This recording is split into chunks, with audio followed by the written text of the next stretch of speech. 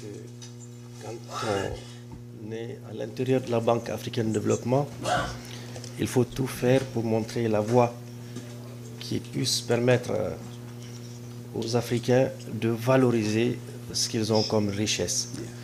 Je crois, à l'entame de vos propos vous-même, la représentante de l'Union africaine ici même aux États-Unis et le professeur dans sa présentation a montré que le continent africain a d'innombrables richesses qu'il faut valoriser. Moi, je retiens une chose essentielle. Dans le calcul de la richesse nationale, le PIB, évidemment, on laisse au bord de la route des éléments essentiels. Essentiels lorsque nous les prenons en compte, ils vont changer la physionomie de l'économie de notre continent.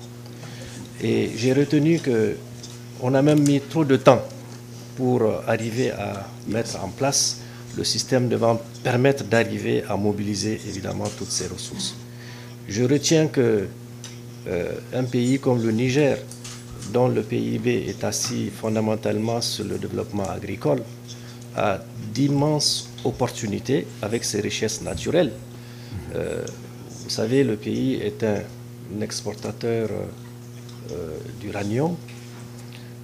Nous avons, même si on est du Sahel, quelques forêts classées qui peuvent permettre d'obtenir du carbone à séquestrer. Nous avons des cours d'eau à valoriser. Je vous donne un exemple. Pendant longtemps, sur des plateaux dénudés, quand il y a une pluie, l'eau de pluie ruisselle et s'en va.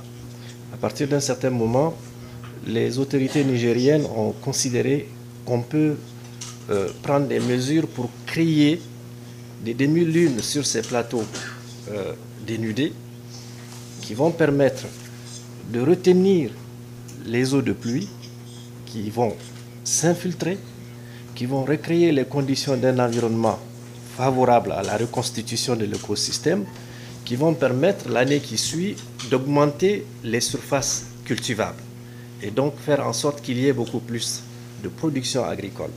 Nous avons aussi d'énormes potentialités en matière d'autres ressources naturelles qu'on est en train de découvrir.